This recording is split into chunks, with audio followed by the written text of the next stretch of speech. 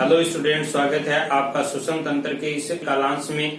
तो आज हम बात करेंगे श्वसन मांसपेशियों और श्वसन की क्रियाविधि की। जो नए स्टूडेंट जुड़े हैं वो चैनल को सब्सक्राइब करके बेल आइकन को प्रेस कर लें और वीडियो को शेयर करते रहें। तो आइए बात करते हैं श्वसन की मांसपेशियों और क्रियाविधि की। तो देखिए, श्वसन मांसपेशियां संरचना का भाग है और क्रियाविधि इस मांसपेशियों से होने वाले फंक्शन के बारे में बातें यहाँ हम करेंगे। तो पहला पार्ट है, देखिए श्वसन मांसपेशियां। तो श्वसन की इस प्रक्रिया में भाग लेने वाले इस संपूर्ण तंत्र में दो पेशीय अंग हैं, दो पेशीय भाग हैं। पहला भाग है मध्यपट या डायफ्राम, जिसकी बात हम पाचन तंत्र में और संरचना के परिचय में कर चुके हैं।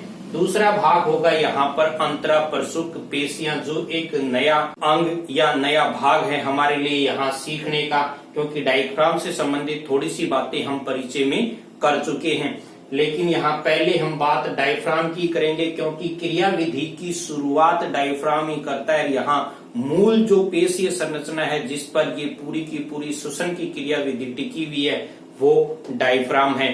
तो देखिए, डायफ्राम क्या है, कैसी स्थिति में पाया जाता है, कैसे वर्क करता है, इसके लिए हमें थोड़ी सी जानकारी बॉडी कैविटी के बारे में होनी चाहिए। तो बॉडी कैविटी क्या है, देखिए ये मनुष्य के कंधे हैं और ये स्थिति है मनुष्य की कमर की। तो कंधे से कमर तक का, यानी यहां से लेकर कमर तक का ये जो बीच का भाग है, खोखला भाग, इस भाग को कहा जाता है मनुष्य की देह गुहा।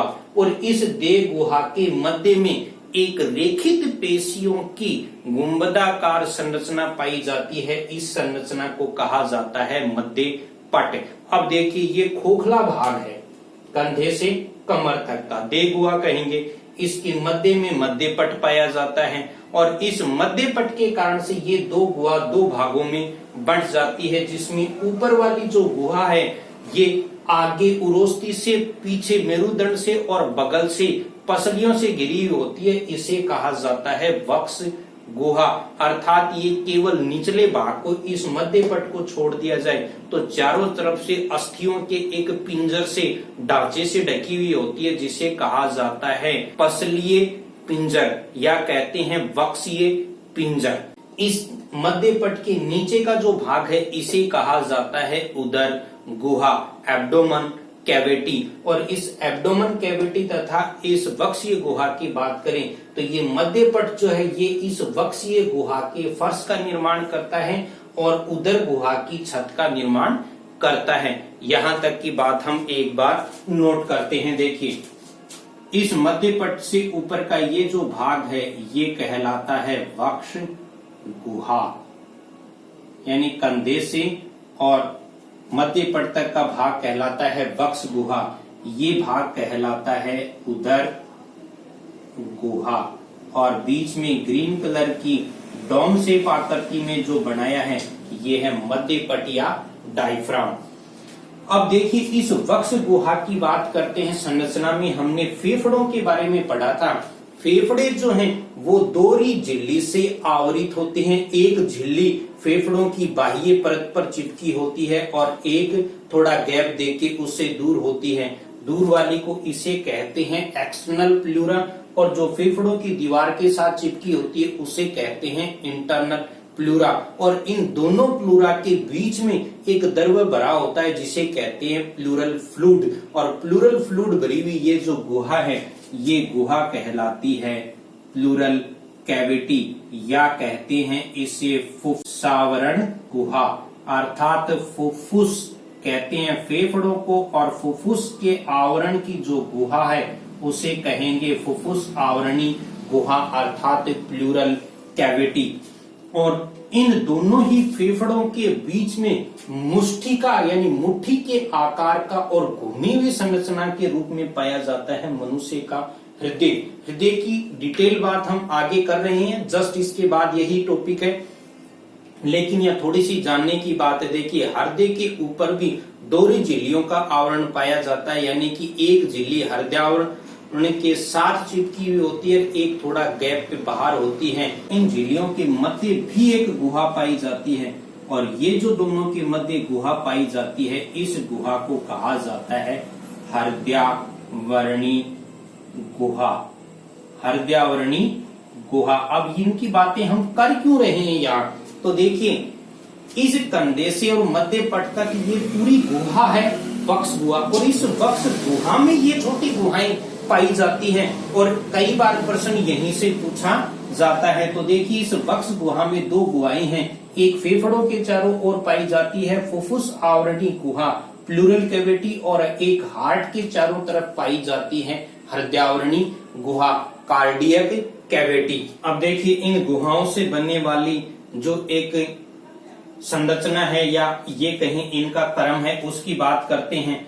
फुफ्फुस यानी फेफड़ों के चारों तरफ फुफ्फुस आवरणी गुहा, हृदय के चारों तरफ हृदयावरणी गुहा, और इन दोनों को यदि जोड़ दिया जाए तो इससे जो गुहा बनती है वो गुहा होती है वक्ष गुहा। तो देखिए, इस संरचना से, डायग्राम से ये बात क्लियर होगी अच्छे से। ये फेफड़े हैं, इनके चारों तरफ फुफ्फुस आवरणी गुहा है, हृदय है, हृदयावरणी गुहा है, और ये दोनों मिलाकर क्या बनाते हैं? वक्षीय गुहा। अर्थात कह सकते हैं फुफ्फुस आवरणी गुहा प्लस हृदयावरणी गुहा बराबर होती है वक्ष गुहा, और वक्ष गुहा को कहेंगे थोरेसिक कैविटी। अब नीचे आ जाइए, देखिए ये क्या है? उदर गुहा।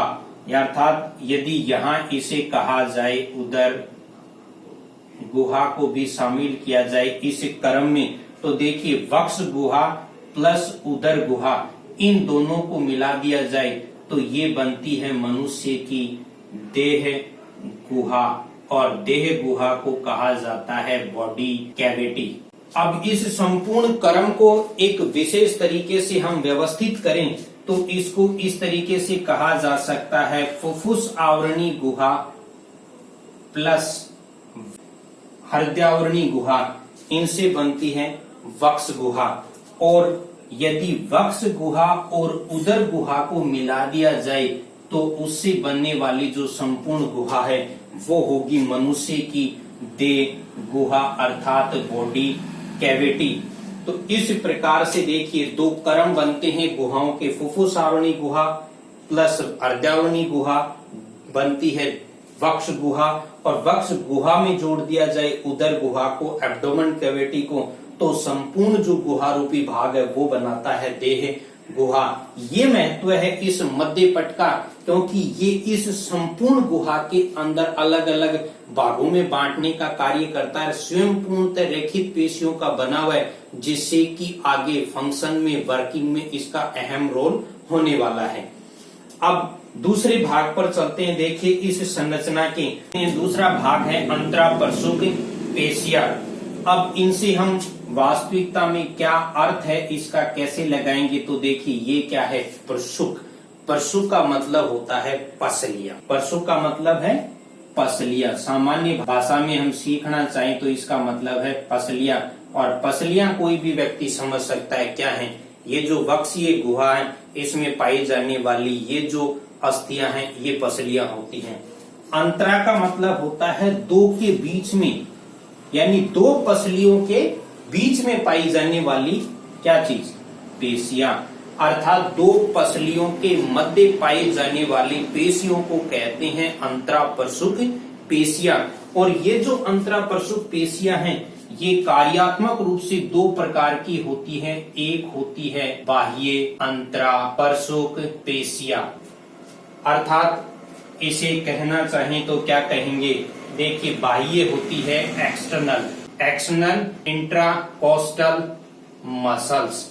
ये मैं शॉर्ट में लिख रहा हूं, एक्सटर्नल इंट्राकोस्टल मसल, बाह्य अंतरापरशुक पेशियां किस प्रकार से कार्यात्मक रूप से विशेष है इनकी बात हम अभी कर रहे हैं। देखिए दूसरे प्रकार की है अंतः अंतरापरशुक पेशियां, और इन्हें कहते हैं इंटरनल इंट्राकोस्टल मसल्स। देखिए यहाँ थोड़ी सी कंफ्यूजन की स्थिति, ये है इंटरकोस्टल मसल्स और ये है इंटरनल इंटरकोस्टल मसल्स।